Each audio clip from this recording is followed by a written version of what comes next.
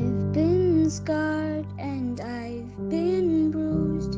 I have learned just what to do. I need to leave my past behind me. I need to look to the future. No matter what will come, no matter what I've done, I know just what to do. And that's all because of you. Greetings to everybody that is watching us. Welcome to our channel if you're joining us for the first time. Welcome back if you are part of the day ones. And hi to you if you are giving us a chance. You bumped into us accidentally. We are You Okay? A mental health and personal development channel. My name is Ziyanda Mahumengwana. I'm a clinical psychologist chairing these mental health conversations, mostly by myself, sometimes alongside experts we consider valuable to add to our mandate that we are trying to do. Thank you guys for your consistent support. We are wrapping up, man. It's been such a long year. It's been such a difficult year. I'm not even going to lie. YouTube has been such a story of being industrious and being super diligent on my end this year. People that know me personally will know one of my biggest weaknesses is just spatial disorientation. So physical spaces in me don't gel. I can't find my way around space very easily. I suck at directions, etc., etc. So you can imagine what a taxing experience and disempowering experience relocation can be. And I registered full-time for school this year, so it's really been such an uphill climb for me. I'm welcoming the end. I'm welcoming the slowdown. So I think I'm here 2 more times, if I'm not wrong, before I wrap it up for the year. I cannot thank you enough in holding the other end of my upstream swim to just be like, one more time, one more time, one more time. Thank you so much for making the commitment easy for me to stick to.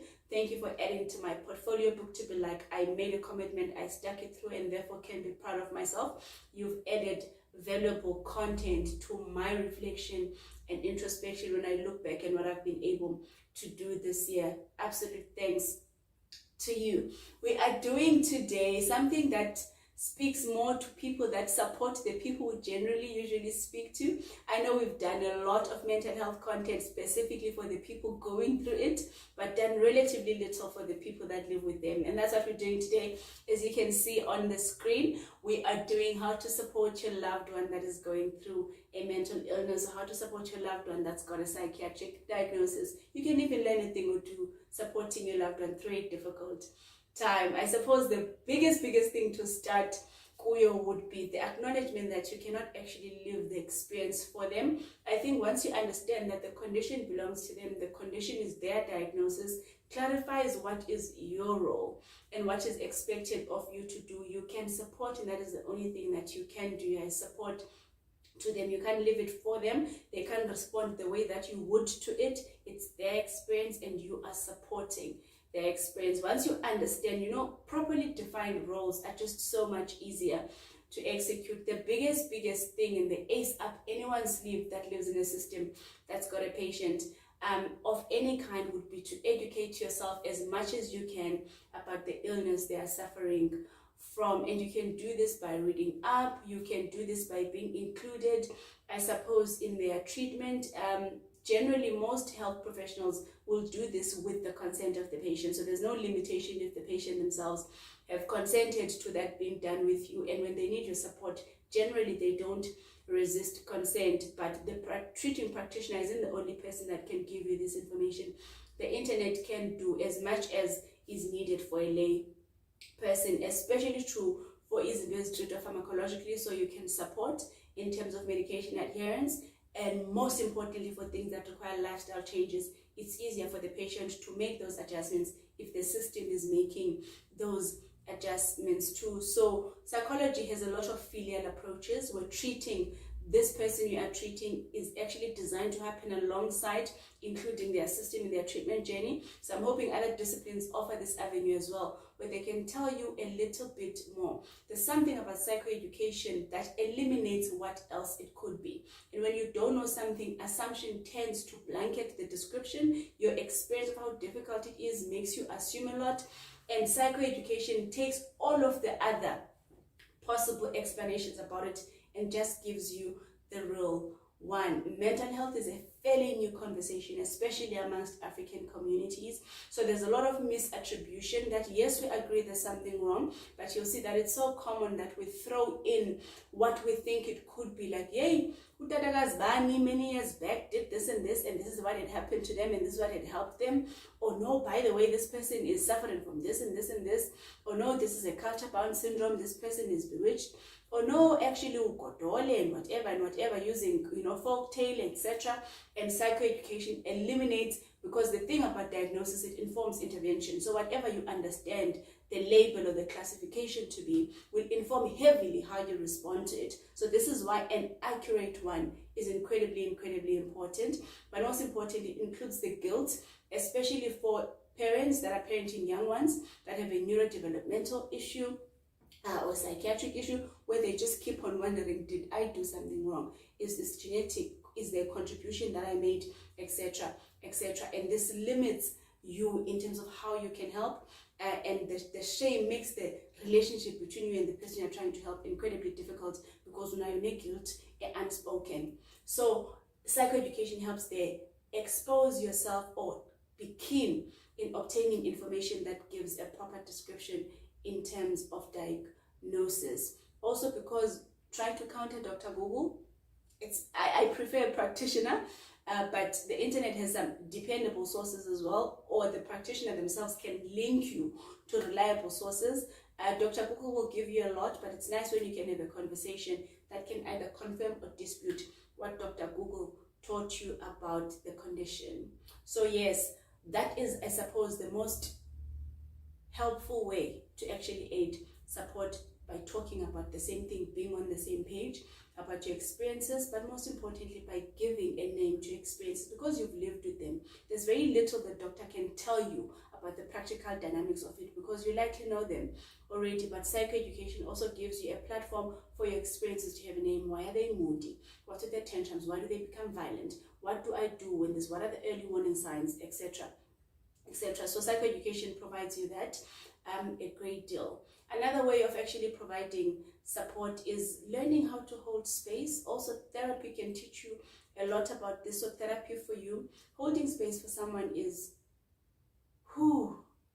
almost giving them permission to have an experience different to you, an experience you don't understand, and giving them room to trust their own intuition in terms of navigating that experience. This is especially true for affective conditions like bipolar disorders and depression, where it just like their response to things doesn't match what you think you would do if you were in the same position. Psychoeducation will clarify this a lot for you as well, but just teach yourself the art of being a co-traveler with someone when the journey is not yours. This is why firstly I said the one thing you can do that is most helpful is to understand your role in the matter. Your role is to support. Self-therapy as well for the person that is a support and an aid in isolation to the patient is also incredibly helpful. So to seek therapy for yourself, to talk about your difficulties, because there's something about psychiatric conditions that have such behavioral outbursts that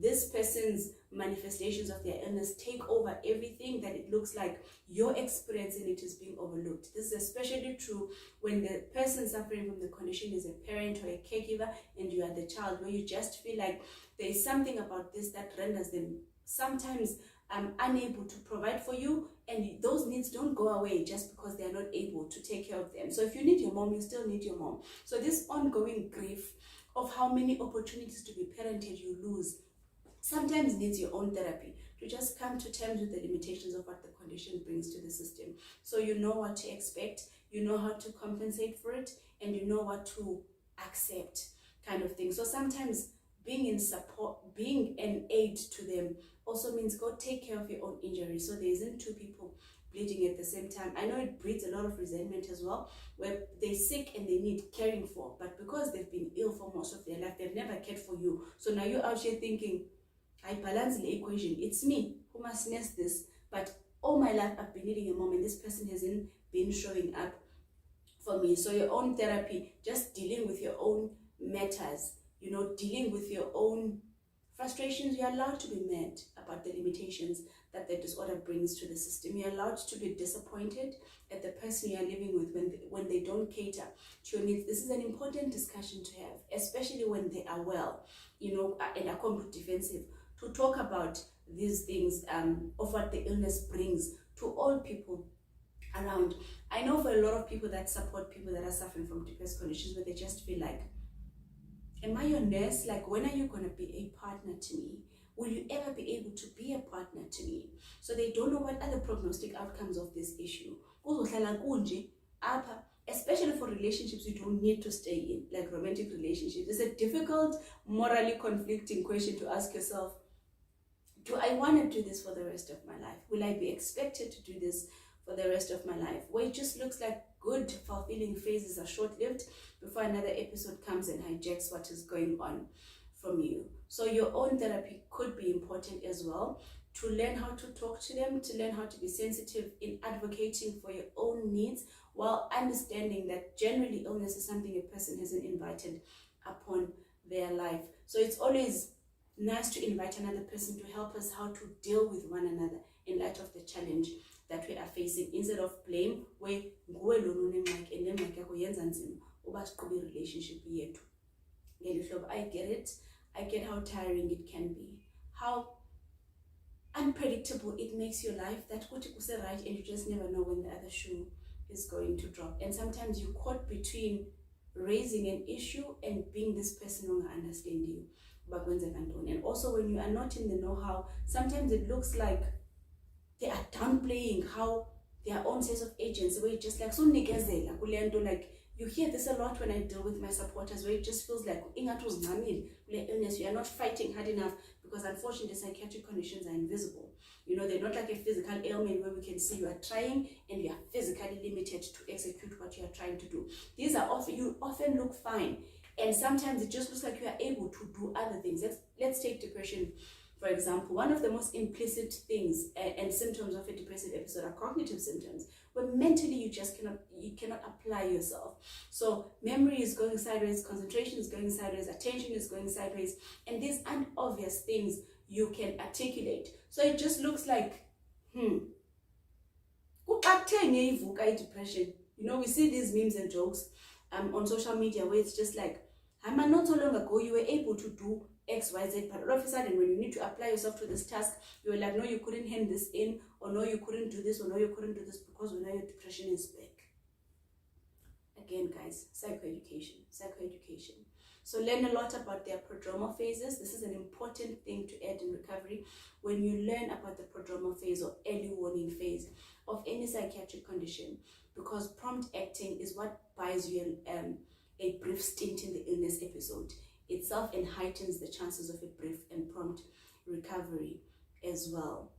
For mommies that are, I suppose, parenting little ones that have a condition that is diagnosed, be it neurodevelopmental, be it psychiatric, whatever that is going on with the little one, what sometimes significantly helps is to join parenting groups.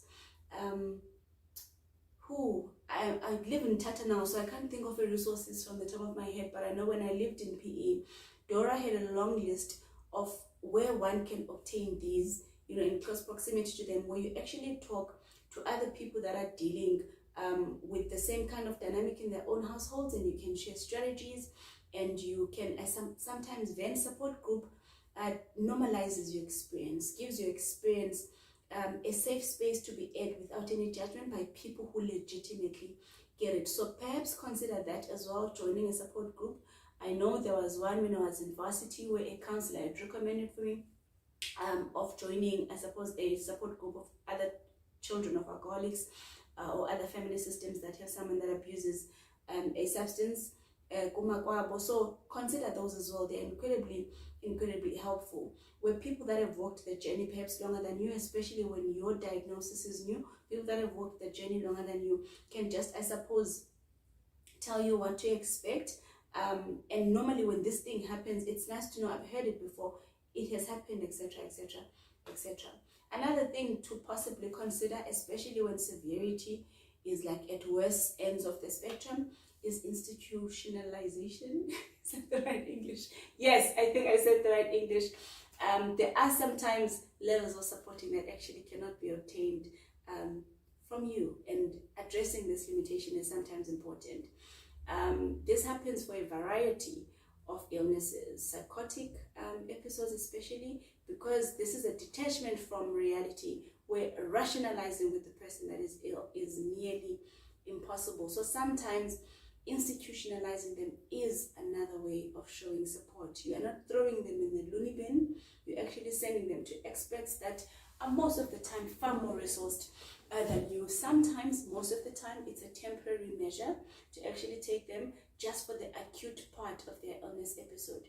So it's not abandonment, it is a way of support too, to know when to commit a person to an institution so they can get the help that they need, and they can come home and you can take over treatment when they are in a place where treatment is actually something that can be delivered by the system. Sometimes permanent arrangements like this as well, where people can stay at frail care centers or assisted living institutions, etc., etc.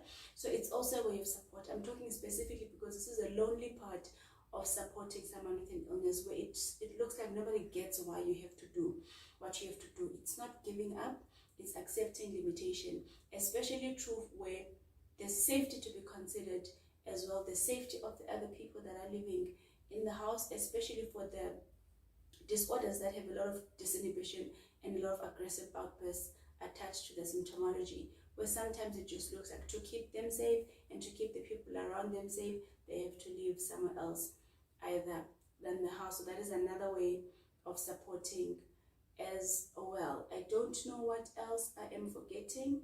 Oh yes, of course, we can't finish a conversation like this without highlighting the risk of suicidality. This is when actually institutionalization. A whole PhD candidate, imagine. This is when institutionalization is actually almost a non-negotiable principle. When someone is a risk to self, and when someone is a risk to others, or when there's a threat to life, don't even think twice about it. Generally, this is the job of the SAPS to come fetch a patient. I think it's the directive of the SAPS from the last time that I remember when I worked for government, to take them to casualty, and from casualty, then the casualty would delegate the next department where that patient must go, to be an observation unit to keep them briefly, or actually psychiatry or other departments within the institution. Yes, so yes, you are not a nurse. We are not expecting you to nurse them. Your feelings also matter. They absolutely matter. And there is support out there for you as well. But psychoeducation would help a great deal. Joining a support would help a great deal. And sometimes committing them in the hands of professionals that can take over in the acute phases is a legitimate way of supporting you. You are not a bad parent for doing that. So yes, consider rehab, consider a support group, consider assisted living. You know best. You would be able to make the decision a little bit better if you're doing it alongside a professional that knows these concepts better than you. But I deeply empathize with your experience, and I'm sorry for the parts of normalcy that sometimes you lose in aid to support. It's important, it's been valuable in their recovery journey, and I hope you've been lucky enough to hear this from that person. If not, I'm saying it to you, and as a health professional, you're an instrumental part of treatment, and we're utterly grateful, because people with adequate social support always have higher recovery or prognostic outcomes than people who do not. Thank you. I will see you next Tuesday.